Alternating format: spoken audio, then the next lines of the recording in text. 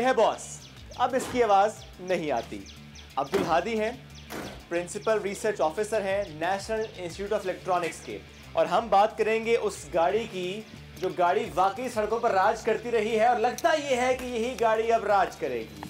हम बात कर रहे हैं पाकिस्तान में बनी हुई इस इलेक्ट्रिक व्हीकल की, यानी नकारा गाड़ी अगर हो जाए तो वो गाड़ी आप यहाँ लेकर आए, उस पर लगवाएं बैटरी, लगवाएं सिस्टम, इंजन आउट, मोटर इन, और गाड़ी फिर से फराटे फटती हुई आपकी सड़कों पर नजर आएगी।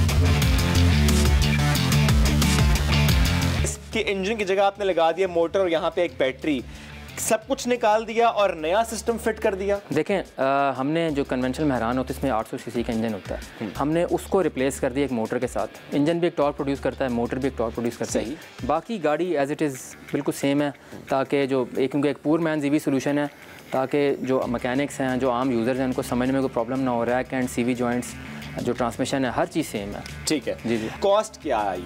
देखें अब इसमें डिफरेंट तरह के वेरिएंट्स हैं। AC इंडक्शन के साथ करेंगे तो थोड़ी सी कम कॉस्ट है। ठीक है। अगर आप BLDC के साथ करेंगे तो उसमें ज़्यादा कॉस्ट है, उसमें हमारे पास रीजनरेटिव ब्रेकिंग होती है। ओके।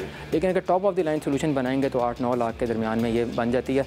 और अगर थोड़ा सा सस्ता सोल्यूशन आप कॉस्ट 9 लाख भी ज़्यादा नहीं है। असल में ये गाड़ी उनके लिए रिकमेंडेड है जो 1.5-2 लाख रुपए में गाड़ी का फ्रेम ले लें और उसके ऊपर 6 से 7-8 करें, और फिर क्योंकि इसकी रनिंग कॉस्ट बहुत कम है, ज़ीरो कार्बन फुटप्रिंट है। Zero carbon? जी जी बिल्कुल। वैसे भी 2030 तक तकरीबन तमाम गाड़ियाँ EV पे आ गई हैं, तो पाकिस्तान में भी इसी वजह से इनिशिएटिव लिया गया है कि हम बेबी स्टेप्स लेते हुए इनिशिएटिव गवर्नमेंट के लेवल पर लिया गया है। क्यों लिया गया ये इनिशिएटिव? देखें इनिशिएटिव लेने की सबसे बड़ी वजह यही है, 2 प्राइमरी रीज़न हैं इनकी। एक तो नंबर 1 जैसा मैंने को बताया है कि carbon monoxide, carbon dioxide, nitrous, ये स्मोक की फॉर्मेशन में बहुत ज़्यादा रोल प्ले करते हैं। लाहौर का आपको पता है क्या हाल है, वो मेनली उसकी वजह यही है। सही। और नंबर 2 पर किलोमीटर रनिंग कॉस्ट बहुत कम है। एक आम गाड़ी जो है वो 28-29 रुपये पर किलोमीटर पे चलती है, और इस गाड़ी की 4-4.5 रुपये पर किलोमीटर है। सोलर के साथ अगर इसको कोई सोल्यूशन आप लगा लें तो फिर उससे भी कम हो जाती है। 4.5 रुपये? जी जी। 4.5 रुपये में 1 किलोमीटर चलती है गाड़ी। स्पीड क्या होती है? स्पीड इसकी वैसे तो हमने 110 तक रखी हुई है, लेकिन अगर आप इसको ड्राइविंग हैबिट्स थोड़े चेंज करें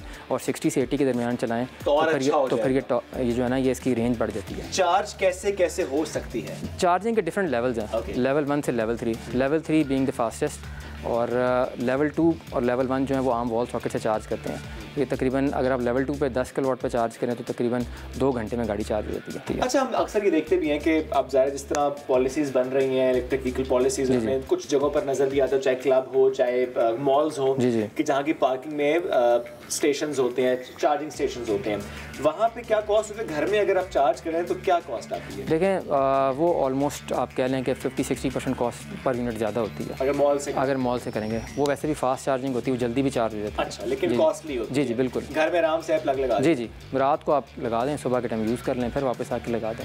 और ये ज़रा आपकी जेब पे भारी नहीं पड़ती। अगर और सस्ती करने तो आप सोलर पे भी से आराम से एग्जैक्टली चार्ज कर। इसमें देखें ना कोई लुब्रिकेशन की नीड नहीं है, कोई रेडिएटर भी नहीं है। सिंपली आपको बोनट उठाने की भी ज़रूरत नहीं है। और आपकी टीम में कितने लोग थे? हमारी टीम में 6-7 लोग हैं। मैकाट्रॉनिक्स इंजीनियर हैं, मैकेनिकल इंजीनियर हैं, मैं खुद कंप्यूटर इंजीनियर हूँ।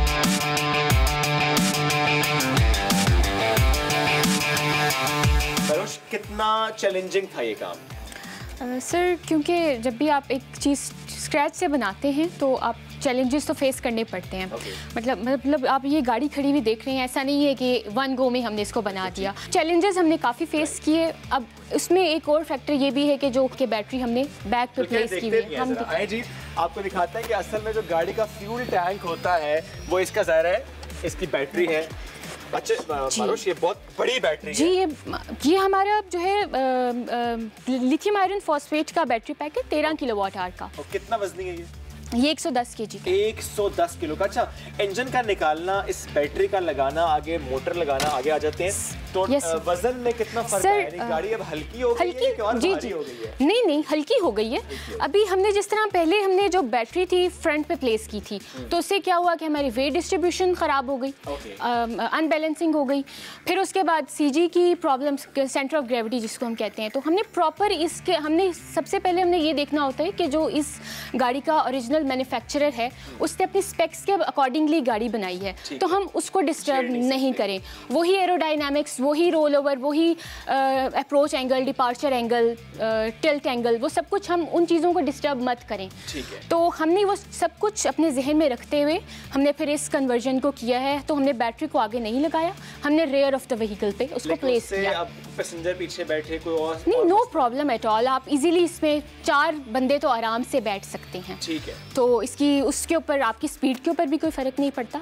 अब जिसने अपनी पुरानी गाड़ी पे इतनी मेहनत की, पैसे लगाए, आप लोगों के पास लाए, बैटरी लगवाई, वो ये भी कंसर्न शो करेंगे कि हमारी गाड़ी खुदा ना खासा चोरी ना हो जाए। बिल्कुल। उसके लिए क्या करते हैं सर? इसके लिए हमारे पास जो जिस तरह बैटरी है ना, उसके लिए एक मैनेजमेंट सिस्टम होता है जो बैटरी को ओवरऑल उसकी वोल्टेज, करंट, टेम्परेचर सबको मॉनिटर कर रहा होता है।